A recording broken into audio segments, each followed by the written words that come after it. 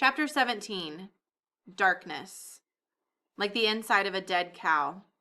There had been a sliver of a moon, but clouds covered it, and with them came a soft rain. Enough to make everything wet and uncomfortable outside.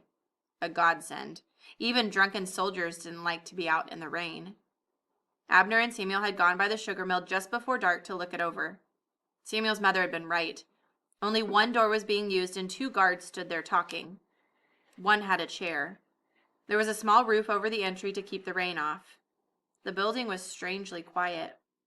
If there are hundreds of men packed inside, Samuel thought, there should be more noise. They walked past the guards, who paid them no mind, and down alongside the building.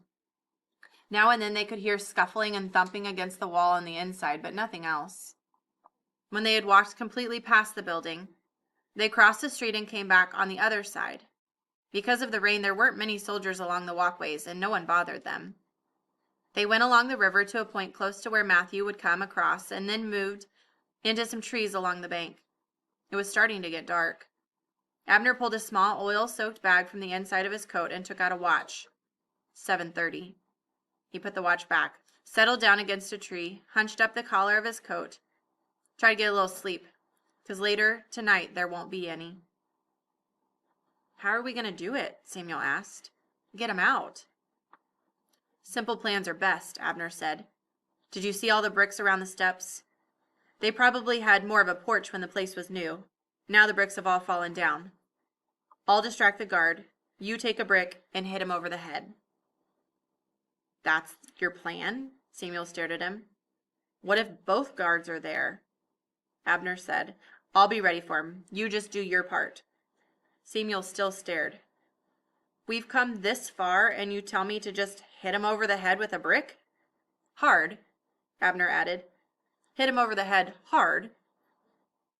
Then we open the door, grab your father, and run like heck, or as fast as we can go. Scoop up your mother, get in the boat, get across the Hudson, hook up the mules, get in the wagon, and head out. A good, simple plan. And in the end, that was exactly the way it worked. Almost. Samuel surprised himself. After an hour of his thoughts tumbling over each other without sense or reason, in spite of the rain, a veil slipped over his mind and he slept, leaning against the same tree as Abner. Let's get to it. Abner shook him awake close to midnight. Samuel rubbed his face and stood. Abner was gone in the darkness, and Samuel had to hurry to catch up. Their path took them past the house where Samuel's mother worked. She was already outside and saw them approach. I'm coming with you, she said softly as they neared. To help. No. Hold there. We'll be back, Abner whispered, shortly.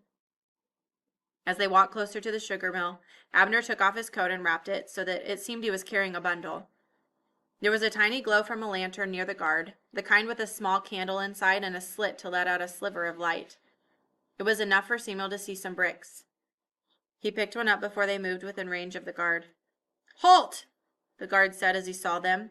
Samuel held the brick behind him. State your purpose. Bringing food, Abner said, holding up the bundle. For the prisoners. Advance. The guard stepped forward, interested in the package.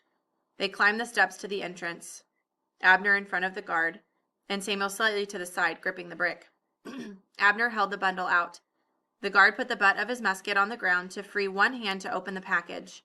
He leaned forward, and Abner said, in a soft, conversational tone, Now, Samuel. And Samuel hit the guard with the brick. Hard. A moment's hesitation, then the guard fell. Abner caught him, slid him off to the side of the door, laid him on the platform, turned on the door. Padlocked, he swore. Gently, delicately, he worked the keys off the guard's belt and unlocked the door. He flung it open. Samuel's father was in the doorway, and even in the dim glow, Samuel could see that he was in bad shape. Face skull-like, eyes sunken. He almost fell into Samuel's arms. But he wasn't alone. 30, 40 more men were waiting with him, and as soon as he was outside, they piled out, scattering like quail. A stream of prisoners, thin as cadavers, pouring out of the shed in a strange silence, moving off in all directions. Come. Abner took Samuel's father's arm. No time. With Abner on one side and Samuel on the other, they carried Samuel's father, toes dragging, through the darkness. Samuel's mother was waiting and hurried over to help. Twice they tripped and stumbled into the darkness, but they were up fast and moved as rapidly as possible to where Matthew would be with the boat. He wasn't there. "I'll look up and down the bank," Abner said. "Stay here and watch." He vanished upstream in the darkness. Minutes, it seemed like hours, passed before he came back. "Nothing. I'll check downstream." Again, an indeterminate time, while there were 3 of them, stood in silence. Abner came back, shaking his head. "Are you sure, Matthew?" Samuel started to ask. They heard a dull thump in the darkness on the water, and then Matthew's voice. "Over here! Caught a crab of wind on the way over that kicked me downstream. Had to tack back up. Here, over here!" They found the boat almost by feel, out in a foot of water. Samuel half carried his father to the side and fell into the boat. "He needs help," Samuel said. "Get him up and in the cabin. Please help him." Matthew pulled him into the cabin, then helped Samuel's mother onto the boat and into the cabin as well. Abner jumped in and Matthew pulled up the sail, which filled in the freezing breeze. He said to Samuel, "Push off as you come aboard." Samuel did so, tripped, flopped into the mud and water, lost the boat, and was nearly left behind. In one lunge he caught a gunwale. The boat was picking up speed rapidly. Pulled himself up and in and nearly fell in Abner's lap. Right then, the world ashore went berserk. A gunshot, another. Lighted torches could be seen in the vicinity of the sugar mill, carried every which way. "You didn't," Abner said. "Hit him hard enough." "I thought I killed him."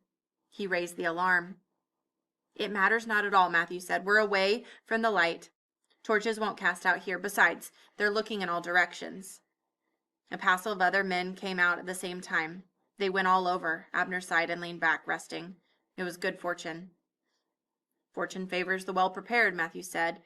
He stood from the bucket where he was sitting and took out a package wrapped in cloth. "Emily sent beef sandwiches and milk mixed with rum." "Rum?" Samuel asked. "Milk and rum?" "Heats the blood, makes the food go in better. It's not for you, but your father. Here. Hand it in the cabin. Tell him to eat slow or he'll lose it." Samuel took the package and moved into the cabin. If possible, it was darker inside than it was outside. "Mother? Father?" "Here," his mother said, and he felt a hand on his arm. "Father is next to me." "I'm here," his father said. "Samuel, I'm so thankful to see you." Small laugh. "Well, I can't see you at all. My son, I never dreamed you were still alive, much less that you would win me my freedom in this bold manner." His voice was faint. "Hold your hand out." Samuel fumbled in the package and pulled out a sandwich. Matthew brought food. He held a sandwich out into the void. Felt a hand grasp it. He heard his father wolfing it. "Eat slow, or Matthew says you'll lose it." He fished a small, lidded crock out of the package. "Here's some warm milk mixed with rum. He says it will make the food go down better." The chewing slowed as he held the crock out in the darkness. Felt his mother's hand take it. "Here," she said. "I've got it. Samuel, who are these men? We owe them so much and we don't even know them." "They're friends. Abner and Matthew. Matthew owns the boat. We met Abner on the way." "Oh, yes, you have a daughter." "What?" "You'll meet her when we get to the wagon. Her name is Annie. She needs us. It's been part of this run." He took a few moments to tell them about the part about Annie, without too many details of the Hessians' attack. It was too terrible to describe. "Then she's our daughter," his mother said in a firm voice. "From now on, as good as blood." His father stopped chewing, swallowed, drank some of the rum and milk mixture. Food. When you haven't had it for a while, it tastes as sweet as anything you've ever eaten. Tell Mr. Matthew thank you." "You're very welcome," Matthew said from the tiller, which was only 6 feet away. "I'll tell Emily you like her food." "Like it? It's life itself." I feel guilty, though," Samuel's father whispered. "So many men in that shed, in other sheds, starving, and I get food." "It's the way of it," Abner put in from the darkness. "Of war. Some get, some don't. Some live, some don't. It's the way of it. It's bad." "Yes, it is. But it's our lot now, and we must live it," Abner sighed. "The best we know how." And with that, there was silence the rest of the way across the river, broken only by the lap of water on the side of the boat. Treatment of prisoners of war. Prisoners were given only 1 cup of water a day below decks. The rations, issued only in the morning and only half those received by British soldiers, were largely inedible. Leftover food from England that was old, stale, and in many cases rotten. It was not until the 19th century that supplies for captives were expected to be provided by their captors. During the Revolutionary War, their own army, government, and families attempted to provide for the prisoners.